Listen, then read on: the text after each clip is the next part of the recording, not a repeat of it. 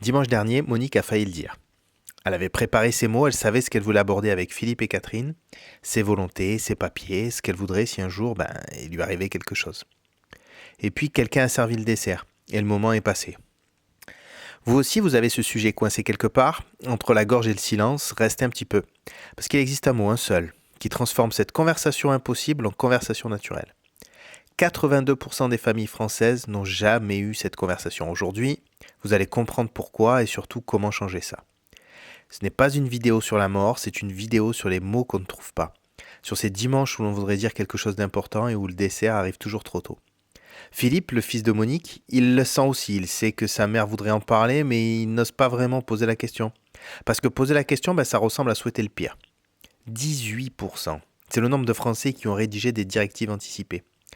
Le document qui dit à votre médecin ce que vous voulez si vous ne pouvez plus parler. 18%. Pour les autres, on espère que ça ira. Vous savez ce qui est étrange ? Le blocage, c'est presque jamais la peur de la mort, c'est autre chose. 3 choses en réalité. La première, c'est la superstition. Parler de la mort, de quelqu'un qu'on aime, ça ressemble à la souhaiter. C'est irrationnel, complètement irrationnel. Monique le sait, mais c'est plus fort qu'elle. La deuxième, c'est la peur de blesser. Philippe n'ose pas demander à sa mère ce qu'elle a prévu. Il a peur que ça sonne comme « Maman, tu vas mourir bientôt ?» Alors il dit rien et Monique de son côté, elle dit rien non plus pour ne pas angoisser ses enfants. Tout le monde se protège mutuellement et dans ce silence plein de bonnes intentions, finalement personne ne parle. La troisième raison, c'est la plus bête et la plus vraie aussi. Personne ne sait comment s'y prendre. Il n'existe aucun script social pour ça. Vous savez féliciter pour une naissance, vous savez comment annoncer une rupture, mais lancer une conversation sur la mort, aucun modèle. Alors vous remettez à dimanche prochain et puis au dimanche suivant, etc. etc. Maintenant, la bonne nouvelle, ces mots existent et ils ont tous un point commun. La pire façon de commencer, vous la connaissez déjà, c'est « Papa, il faudrait qu'on parle de ce qui se passera quand tu mourras ». Trop direct, trop frontal. Le visage se ferme ou pire, la porte claque. Isabelle, la femme de Philippe, elle a trouvé autre chose. Un matin, sans rien de prévu, elle lui a dit « Hey, j'ai commencé à réfléchir à ma propre succession et ça m'a donné envie qu'on en parle. » C'est tout. Elle est partie d'elle-même, pas de l'autre. Et c'est ça le mot qui change tout. C'est « je ». Je me suis rendu compte que je ne savais rien. J'ai lu un truc qui m'a fait réfléchir. Je voudrais juste qu'on soit prêt. Chaque fois que vous partez de votre propre inquiétude, vous retirez la pression. Vous n'imposez pas un interrogatoire, vous ouvrez une confidence.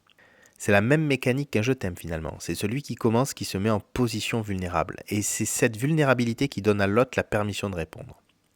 Un autre jour, Isabelle a essayé avec Monique. Elle a dit « J'ai relu le contrat d'assurance vie de Philippe. Je n'y comprends rien. Vous pourriez m'expliquer ?» Apparemment anodine, cette phrase a ouvert une conversation de 45 minutes. Sans larmes, sans malaise, juste 2 adultes qui parlent de choses concrètes. Si cette vidéo vous fait penser à quelqu'un, partagez-la. Pas parce que je vous le demande, parce que cette personne attend peut-être elle aussi que quelqu'un ouvre la porte. Une seule conversation ne peut pas tout couvrir, tant mieux. Vous n'avez pas besoin de tout régler en une fois. Mais il y a 3 choses à savoir avant n'importe quelle crise. Première chose, où sont les documents importants ? Philippe ne sait pas si son père a un testament, il ne connaît pas le nom du notaire, il ne sait pas dans quelle banque sont les comptes.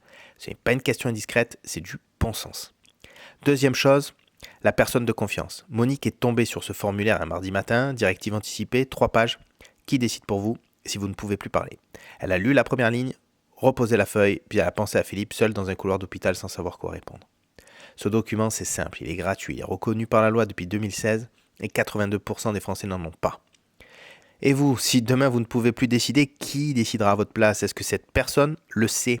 Est-ce qu'elle le sait au moins ? Troisième chose, les volontés funéraires.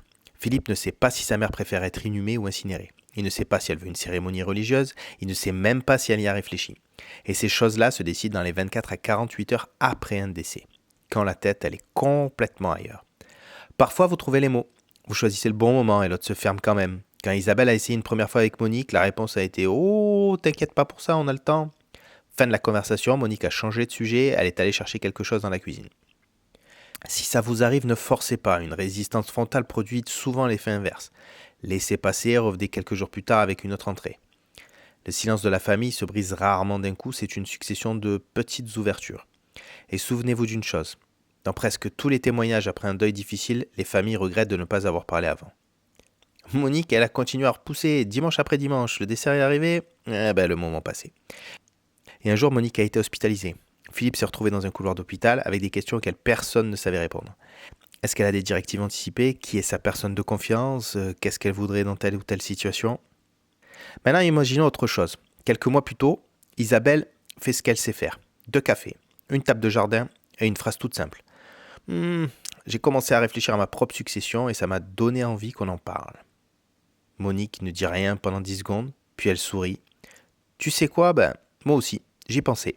Ce soir-là, Monique a appelé Philippe, pas pour un grand discours, juste pour lui dire, j'ai mis tous les papiers dans le tiroir du bureau, le testament est chez Maître Durand et j'ai rédigé mes directives anticipées. Voilà, tu sais. Philippe n'a rien dit pendant un moment et puis juste un merci maman. Parler de la mort en famille, ce n'est pas un exploit. Ce n'est pas un dîner solennel avec toute la fratrie. C'est un café, une phrase qui commence par « je » et 10 secondes de silence avant que l'autre ne réponde. Si vous ne retenez qu'une chose de cette vidéo, n'attendez pas le bon moment. Le bon moment, c'est celui que vous créez. Ce soir, essayez quelque chose de simple. Pensez à une personne de votre famille. Est-ce qu'elle sait où sont vos documents importants? Si la réponse est non, vous savez par où commencer. Et si vous souhaitez passer à l'action maintenant, Whispever vous permet de centraliser vos documents, vos volontés et vos contacts de confiance dans un espace sécurisé. C'est simple, c'est à votre rythme et vos proches y auront accès au bon moment. Le lien, je vous le mets dans la description. Abonnez-vous pour ne pas rater la prochaine vidéo et en attendant, allez boire un bon café avec quelqu'un que vous aimez.